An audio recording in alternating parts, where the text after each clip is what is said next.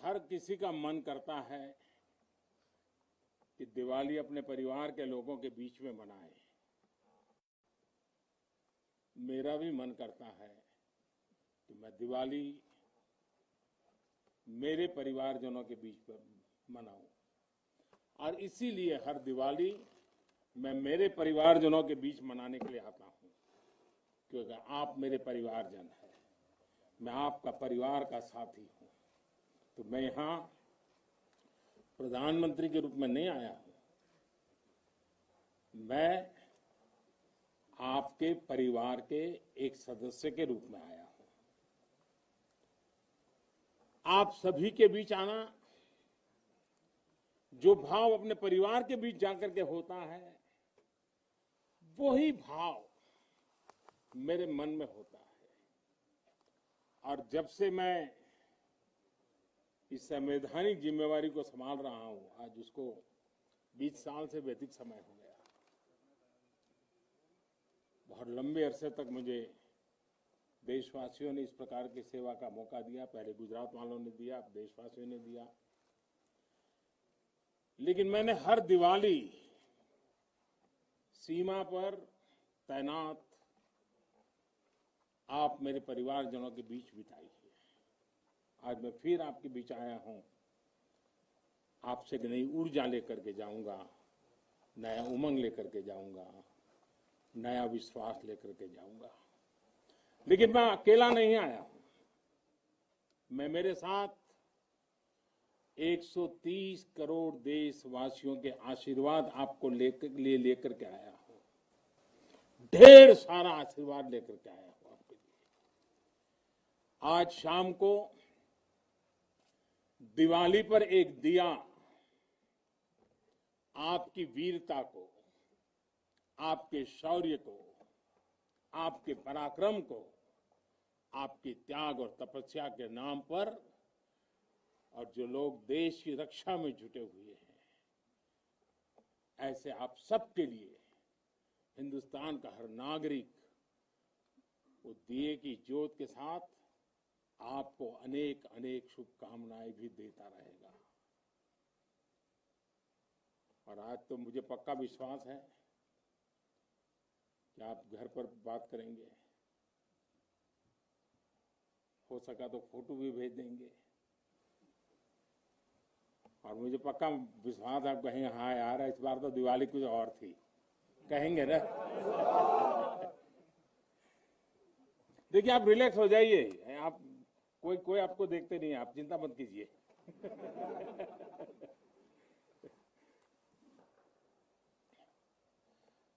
अच्छा आप ये भी बताएंगे ना कि मिठाई भी बहुत खाई थी?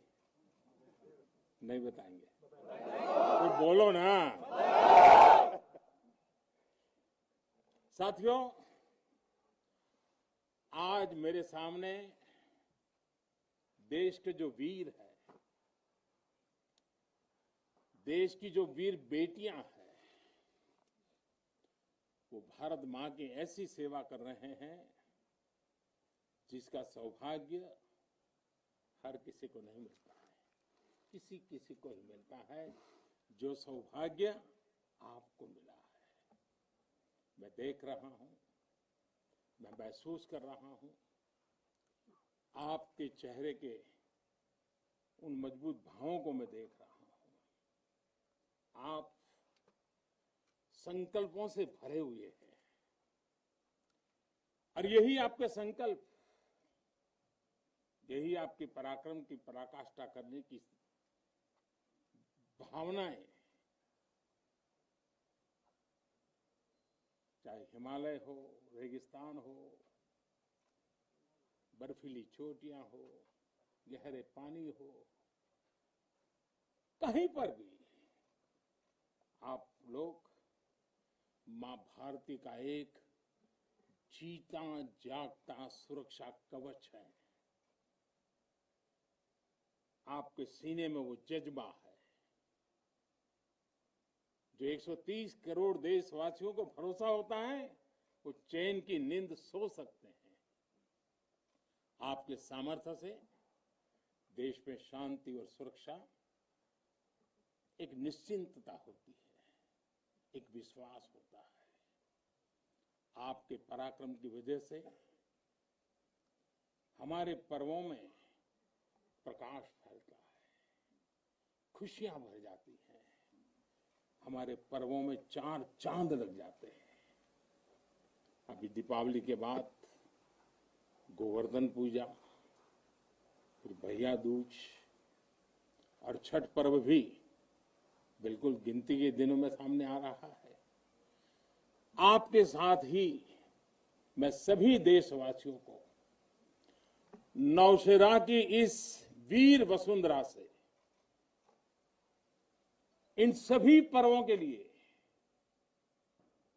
देशवासियों को भी बहुत बहुत शुभकामनाएं देता हूं।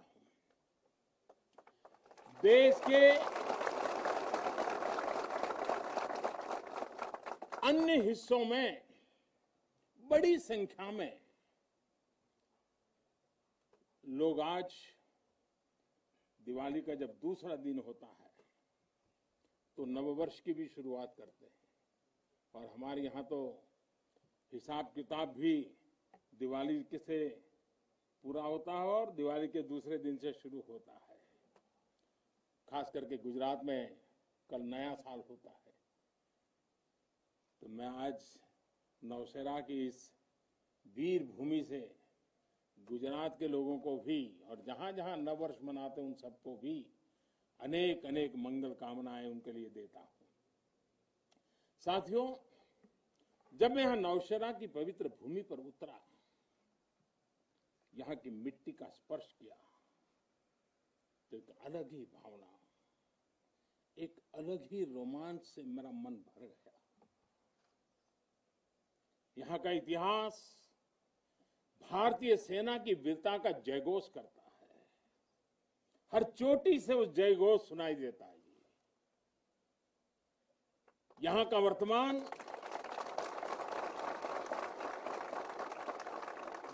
वर्तमान आप जैसे वीर जवानों की वीरता का जीता जागता उदाहरण है।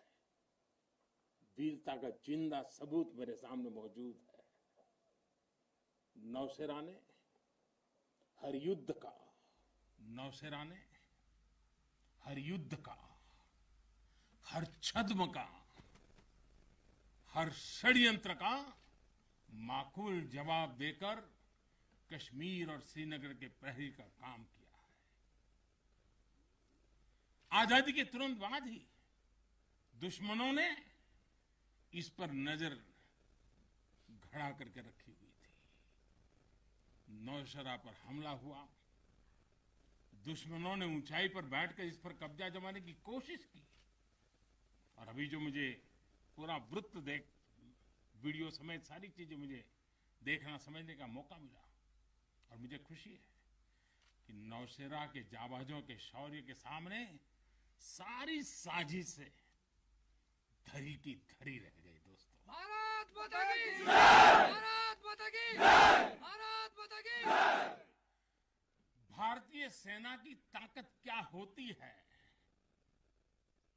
इसका एहसास दुश्मन को शुरुआत के दिनों में ही लग गया था जी।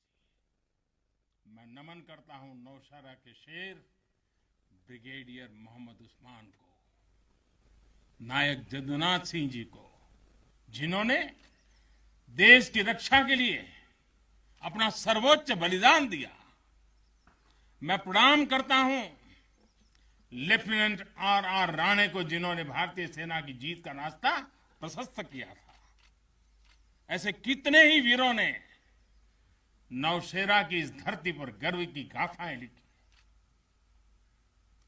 अपने रक्त से लिखी हैं, अपने पराक्रम से लिखी हैं, अपने पुरुषार्थ से लिखी हैं, देश के लिए जीने मरने के संकल्पों से लिखी है।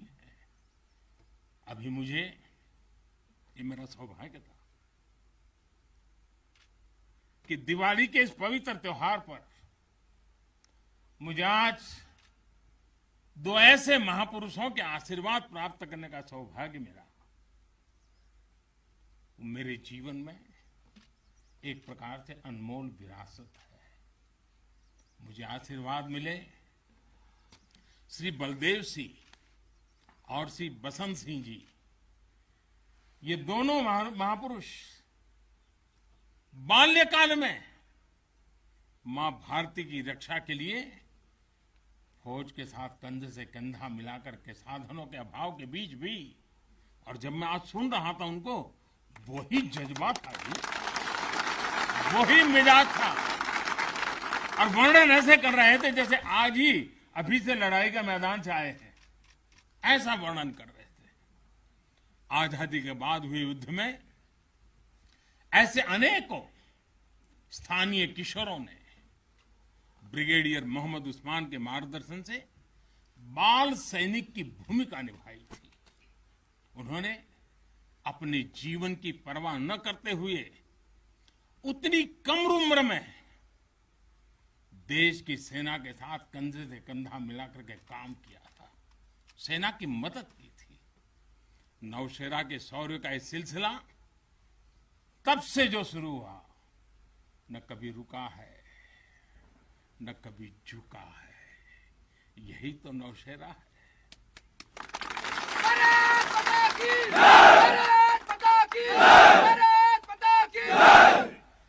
सर्जिकल स्ट्राइक में वाद को मुंह तोड़ जवाब मिलता है। असत्य और अन्याय के खिलाफ इस धरती में मैं मानता हूं ये अपने आप में बड़ी प्रेरणा है। ऐसा माना जाता है कि पांडवों ने भी अज्ञातवास के दौरान अपना कुछ समय इसी क्षेत्र में व्यतीत किया था। आज आप सबके बीच आकर मैं अपने आप को यहां की ऊर्जा से जुड़ा हुआ महसूस कर रहा हूं। साथियों, इस समय देश अपनी आजादी के 75 वर्ष का पर्व मना रहा है।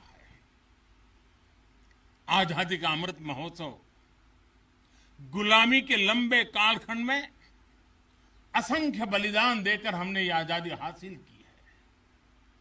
इस आजादी की रक्षा करने का दायित्व हम सभी हिंदुस्तानियों के सर पे है, हम सबकी जिम्मेवारी है।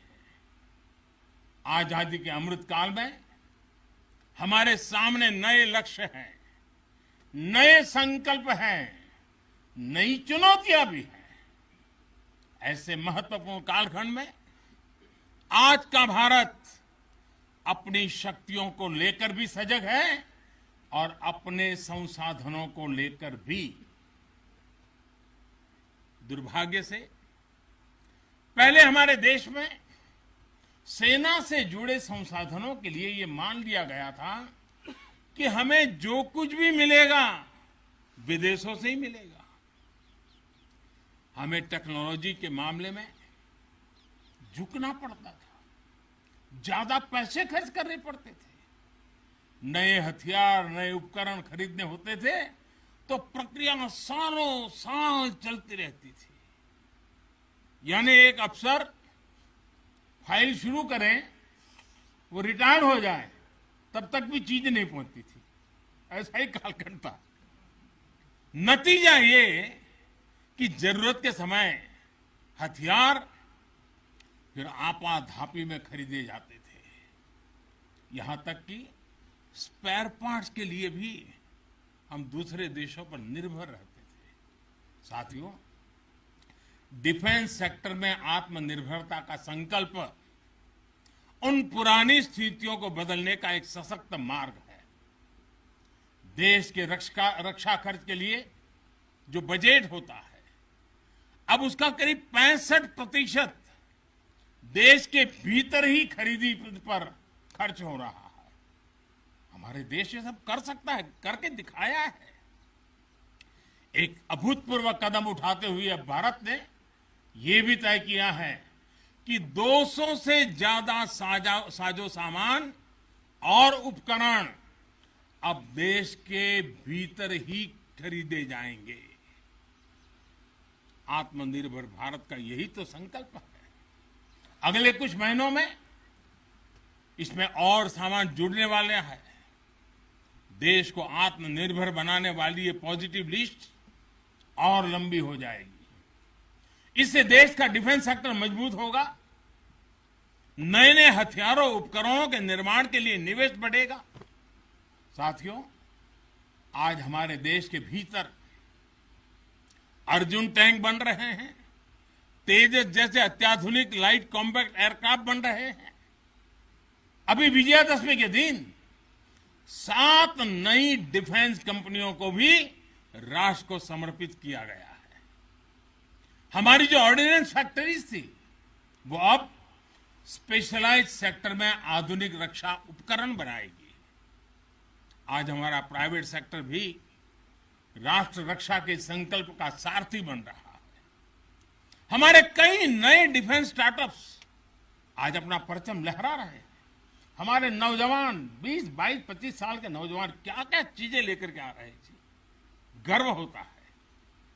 साथियों, उत्तर प्रदेश और तमिलनाडु में बन रहे डिफेंस कॉरिडोर इस स्पीड को और तेज करने वाले हैं। ये सारे कदम जो आज हम उठा रहे हैं वो भारत के सामर्थ्य के साथ साथ डिफेंस एक्सपोर्टर के रूप में हमारी पहचान को भी सशक्त करने वाले हैं। साथियों, हमारे शास्त्रों में कहा गया है, को अति भारः समर्था नाम, यानी जो समर्थ होता है उसके लिए अति भार मायने नहीं रखता, वो सहज ही अपने संकल्पों को सिद्ध करता है। इसलिए आज हमें बदलती दुनिया, युद्ध के बदलते स्वरूप के अनुसार ही अपनी सैन्य शक्ति को भी बढ़ाना है, उसको नए ताकत के साथ ढालना भी है। हमें अपनी तैयारियों को दुनिया में हो रहे इस तेज परिवर्तन के अनुकूल ही ढालना ही होगा। हमें मालूम है किसी समय हाथी घोड़े पर लड़ाइयां होती थी, अब कोई सोच नहीं सकता हाथी घोड़े की लड़ाई, रूप बदल गया। पहले शायद युद्ध के रूप बदलने में दशकों लग जाते होंगे, शताब्दियां लग जाती होगी। आज तो सुबह एक तरीका होगा तो शाम को दूसरा तरीका होगा लड़ाई का। इतनी तेजी से टेक्नोलॉजी अपनी जगह बना रही है। आज की युद्ध कला सिर्फ ऑपरेशंस के तौर तरीकों तक ही सीमित नहीं है। आज अलग अलग पहलुओं में बेहतर तालमेल, टेक्नोलॉजी और हाइब्रिड टैक्टिक्स का उपयोग बहुत बड़ा फर्क डाल सकता है। संगठित नेतृत्व एक्शन में बेहतर समन्वय आज बहुत जरूरी है। इसलिए बीते समय से हर स्तर पर लगातार रिफॉर्म्स किए जा रहे हैं।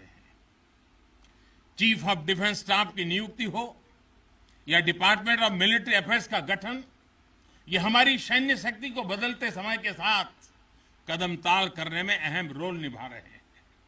साथियों, आधुनिक बॉर्डर इंफ्रास्ट्रक्चर भी हमारी सैन्य ताकत को और मजबूत करने वाला है। सीमावर्ती इलाकों की कनेक्टिविटी को लेकर पहले कैसे काम होता था, ये आज देश के लोग, आप सभी भली भांति जानते हैं।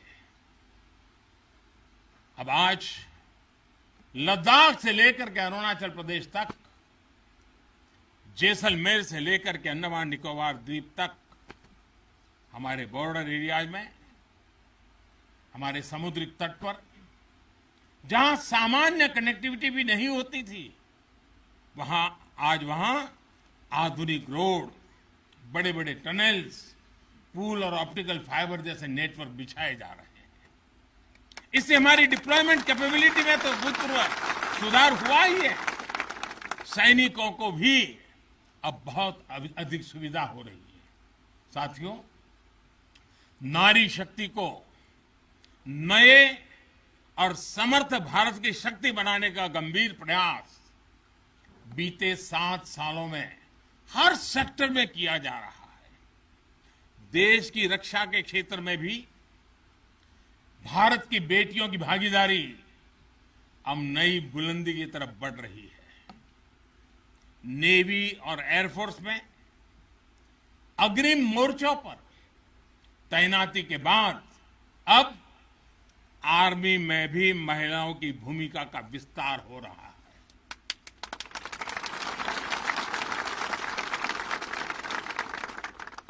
मिलिट्री पुलिस के द्वारा बेटियों के लिए खोलने के बाद अब महिला अफसरों को परमानेंट कमीशन देना इसी भागीदारी के विस्तार का ही हिस्सा है। अब बेटियों के लिए नेशनल डिफेंस एकेडमी, राष्ट्रीय मिलिट्री स्कूल और राष्ट्रीय इंडियन मिलिट्री कॉलेज जैसे देश के प्रीमियर मिलिट्री संस्थानों के दरवाजे खोले जा रहे हैं। इसी वर्ष 15 अगस्त को मैंने लाल किले से यह भी घोषणा की थी कि अब देश भर के सभी सैनिक स्कूलों में बेटियों को भी पढ़ाई का अवसर मिलेगा। इस पर भी तेजी से काम शुरू हो गया है। साथियों, मुझे आप जैसे देश के रक्षकों की वर्दी में केवल अथाह सामर्थ्य के ही दर्शन नहीं होते। मैं जब आपको देखता हूं तो मुझे दर्शन होते हैं अटल सेवा भाव के, अडिग संकल्प शक्ति के और अतुलनीय संवेदनशीलता के। इसलिए भारत की सेना दुनिया की किसी भी दूसरी सेना से अलग है। उसकी एक अलग पहचान है। अब विश्व की शीर्ष सेनाओं की तरफ एक प्रोफेशनल फोर्स तो है ही, लेकिन आपके मानवीय मूल्य, आपके भारतीय संस्कार आपको औरों से अलग एक असाधारण व्यक्तित्व के धनी बनाते हैं। आपके लिए सेना में आना एक नौकरी नहीं है। पहली तारीख को तनख्वाह आएगा इसके लिए नहीं आए आप लोग। आपके लिए सेना में आना एक साधना है, साधना। जैसे कभी ऋषि मुनि साधना करते थे ना, मैं आपके हर एक के भीतर उस साधक का रूप देख रहा हूं। और आप मां भारती की साधना कर रहे हैं। आप जीवन को उस ऊंचाई पर ले जा रहे हैं कि जिसमें 130 करोड़ देशवासियों की जिंदगी जैसे आपके भीतर समाहित हो जाती है। ये साधना का मार्ग है। और हम तो भगवान राम में अपने सर्वोच्च आदर्श खोजने वाले लोग हैं। लंका विजय करने के बाद भगवान राम जब अयोध्या लौटे थे तो यही उद्घोष करके लौटे थे, अपि स्वर्णमयी लंका न मे लक्ष्मण रोचते, जननी जन्मभूमिश्च स्वर्गादपि गरीयसी। यानी सोने और समृद्धि से भरपूर लंका को हमने जीता जरूर है, लेकिन हमारी ये लड़ाई हमारे सिद्धांत और मानवता की रक्षा के लिए थी। हमारे लिए तो हमारी जन्मभूमि हमारी है, हमें वहीं लौटकर उसी के लिए जीना है। भारत माता की जय! भारत माता की जय! भारत माता की जय!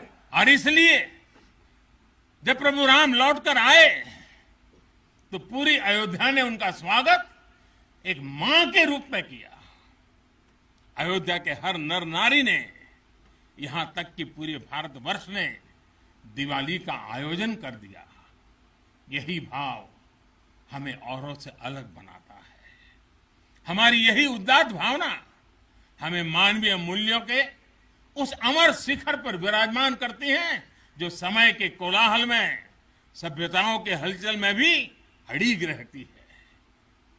इतिहास बनते हैं, इतिहास बिगड़ते हैं, सत्ताएं आती हैं, सत्ताएं जाती है, साम्राज्य आसमान छूते हैं, ढहते हैं, लेकिन भारत हजारों साल पहले भी अमर था।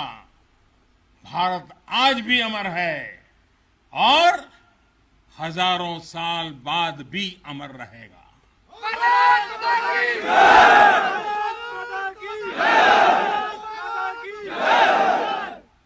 हम राष्ट्र को शासन, सत्ता और साम्राज्य के रूप में नहीं देखते। हमारे लिए तो ये साक्षात जीवंत आत्मा है। इसकी रक्षा हमारे लिए केवल भौगोलिक रेखाओं की रक्षा भर नहीं है।